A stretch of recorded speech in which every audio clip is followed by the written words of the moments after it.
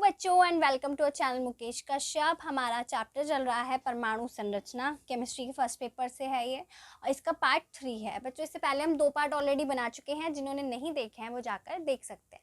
इससे पहले बच्चों हमने जो पार्ट 2 में बात की थी वो हमने बात की थी प्रोटॉन की खोज के बारे में, और उसके बाद हमने पहला मॉडल पढ़ा था जो परमाणु मॉडल दिया था टॉमसन ने, उसके बारे में। तो बच्चों टॉमसन का मॉडल एक बार रिमेंबर करा देते हैं थोड़ा सा कि क्या कहा था उन्होंने। वो तरबूज की तरह होता है, उसे तरबूज मॉडल भी कहते हैं, कि उसमें सारा जो रेड पार्ट होता है तरबूज का वो उन्होंने कहा वो पॉजिटिव चार्ज है, यानी धन आवेश है, और जो उसके बीज होते हैं वो छोटे छोटे इलेक्ट्रॉन्स की तरह उसमें लगे हुए रहते हैं जगह जगह। उन्होंने ऐसा कुछ नहीं कहा कि वो घूम रहे हैं या कुछ, उन्होंने कहा सिर्फ वो धसे रहते हैं, जैसे कि तरबूज में बीज धसे रहते हैं। ठीक है, तब तक ये मॉडल चल रहा था क्योंकि अभी तक इस पे किसी ने ऑब्जेक्शन नहीं उठाया था, और न्यूट्रॉन की खोज भी तब तक नहीं हुई थी, तो हमें नहीं पता था कुछ भी न्यूट्रॉन के बारे में, तो अभी तक इस पे कोई ऑब्जेक्शन नहीं था।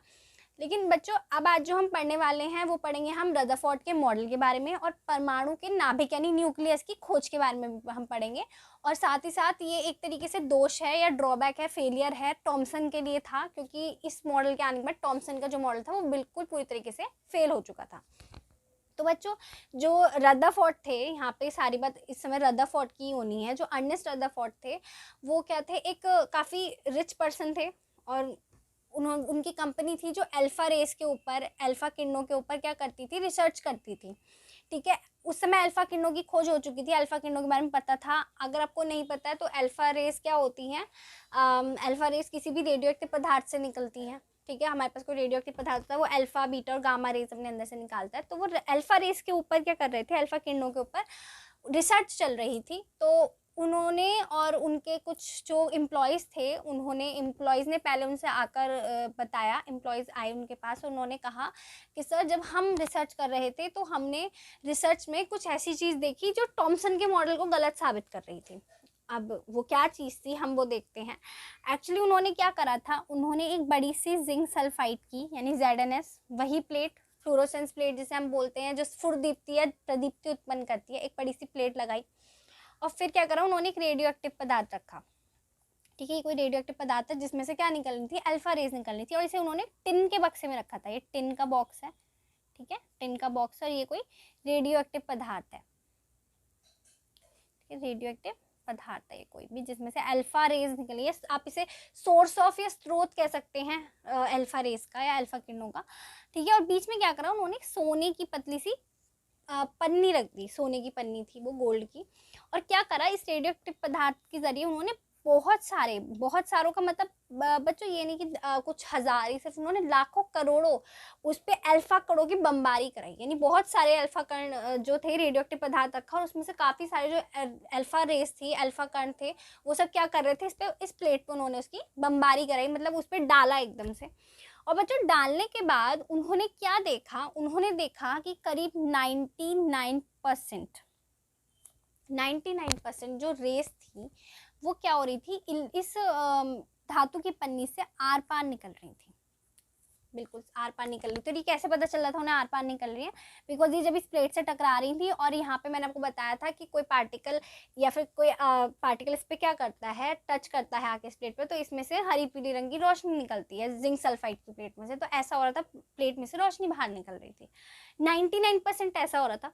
उसके अलावा कहीं कहीं पे क्या हो रहा था, कहीं कहीं पे कोई किरणें आ रही थी, और आने के बाद वो बाहर निकलनी थी, लेकिन उनका एंगल थोड़ा सा चेंज हो जा रहा था, मतलब उनका कोण थोड़ा सा चेंज हो रहा था। ये आई और किसी चीज़ से ऐसा लगा जैसे टकराई और थोड़ी सी अपनी उन्होंने दिशा बदल ली है इस तरीके से।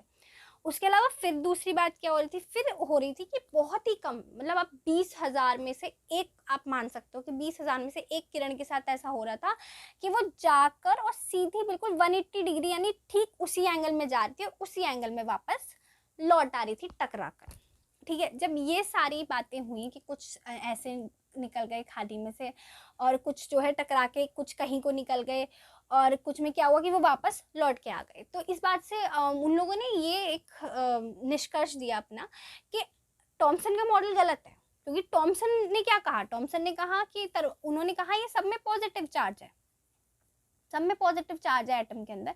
तो अगर सब में पॉजिटिव चार्ज होता और कोई अल्फा कण उसकी तरफ ऐसे जा रहा होता, तो बच्चों आप ही सोचो कि अगर कोई पूरी दीवार है कहीं पे किसी चीज़ की और आप वहाँ से गुजरने की कोशिश करो, तो क्या आप उसके आर पार जा पाओगे? नहीं, नहीं जा सकते आप, क्योंकि वहाँ पे पॉजिटिव चार्ज ऑलरेडी मौजूद है। तो इसका मतलब तो यही है कि वहाँ पे इतना पॉजिटिव चार्ज था ही नहीं, इतना धनावेश था ही नहीं जितना टॉमसन बता रहे थे। वो कह रहे थे सब में धनावेश है, तो ऐसा तो पॉसिबल था ही नहीं। तो वहाँ पे एक फेलियर मिला टॉमसन को कि ऐसा हो ही नहीं सकता कि ऐसा कुछ हो कि सब में पॉजिटिव चार्ज हो। उन्होंने कहा कि नहीं है पॉजिटिव चार्ज, बल्कि परमाणु में कुछ नहीं है, वो स्थान खोखला है, क्योंकि जब वो खाली है तभी तो वहाँ से रेस गुजर के जा रही हैं। तो जब ये सब बातें हुई उसके बाद उन्होंने कुछ इससे अनुभव किए, कुछ उन अनुभव को हम पढ़ेंगे। पहले एक बार इसकी थ्योरी देख लेते हैं। अर्नेस्ट रदरफोर्ड ने धातु पन्नों पर अल्फा कणों की बमबारी करने पर देखा कि माइक्रोस्कोप द्वारा अल्फा कणों के पर्दे पर गिरने से विभिन्न स्थानों पर चमक उत्पन्न होती है। अल्फा कणों के स्रोत के रूप में उन्होंने रेडियोएक्टिव पदार्थ का उपयोग किया तथा धातु की पन्नी के रूप में उन्होंने स्वर्ण धातु की पन्नी ली, जिसके पीछे ZnS यानी जिंक सल्फाइड की प्लेट रखने पर उन्होंने प्रदीप्ति देखी। अब इसके बेस पे जब ये सब उन्होंने देखा, उसके आधार पे उन्होंने क्या क्या बातें बोली हम वो देख लेते हैं। देखो बच्चों, उन्होंने पहली बात जो देखी वो ये थी कि अधिकांश अल्फा कण अपने मार्ग से विचलित हुए बिना सीधे निकल रहे थे। जैसे कि मैंने आपको बताया कि सारे क्या हो रहे थे, सीधे सीधे निकल जा रहे थे।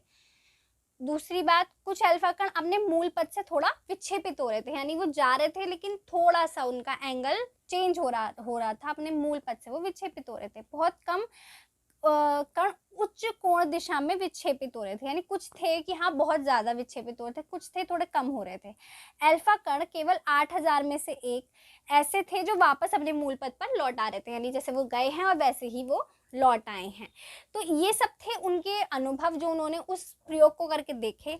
अब ये अनुभव देखने के बाद उन्होंने क्या क्या निष्कर्ष दिए इसके ऊपर हम वो देखते हैं कि उन्होंने क्या क्या बोला फिर कि क्या क्या है इस सब का मतलब। देखो, बहुत सारे अल्फा कण अपने मार्ग से विचलित हुए बिना सीधे पार निकल गए, अर्थात परमाणु अधिकांश खोखला है। सिंपल सी बात है, अगर वो पार निकल गए हैं तो परमाणु खोखला है। परमाणु में कुछ धनावेशित एवं भारी कण होते हैं। उन्होंने क्यों कहा कि परमाणु में कुछ धनावेशित और भारी कण हैं? उन्होंने इसलिए कहा क्योंकि बच्चों अल्फा कण जो होते हैं वो बहुत भारी है। अब सिंपल सी बात है, अगर वो किसी चीज से टकरा के लौट पा रहा है तो इसका मतलब यही तो है कि जो सामने चीज है वो उससे भी ज्यादा भारी है, और कुछ ना कुछ उन्होंने कहा वहाँ पे धनावेश भी जरूर है जिससे टकरा के वो लौट आ रहा है। क्योंकि क्या होता है, अल्फा जो किरणें होती हैं उन पे भी प्लस चार्ज होते हैं, ठीक है, पॉजिटिव 2 चार्ज होता है उस पर भी, क्योंकि अगर वो सामने वाली चीज निगेटिव होती तो इस पॉजिटिव को मिलके न्यूट्रल हो जाती, उदासीन हो जाती इसके साथ, लेकिन वो पॉजिटिव ही था और ये भी पॉजिटिव था, इसलिए उन्होंने टकरा के उसे वापस भेज दिया। ठीक है, धनावेशित एवं भारी कण द्वारा घेरा गया भाग बहुत कम है। उन्होंने कहा ये भाग बहुत कम है। वो क्यों कम है? क्योंकि हमने देखा था कि कुछ ही थी, बस बहुत ही कम थी कि हाँ जो लौट के वापस आनी थी। परमाणु का लगभग समस्त भार तथा कुल धनावेश एक केंद्र के सूक्ष्म स्थान में स्थित है जिसे नाभिक कहते हैं। बच्चों, यहाँ से हुई नाभिक की खोज। उन्होंने कहा ये जो भारी सा भाग है ये गोलाकार रूप में कहीं पे स्थित है एक जगह पे, क्योंकि जो किरणें थी वो ज्यादातर एक ही जगह से वापस लौट कर आ रही थी, बाकी जो और खोखले पार्ट थे वहां से वापस लौट के नहीं आ रही थी।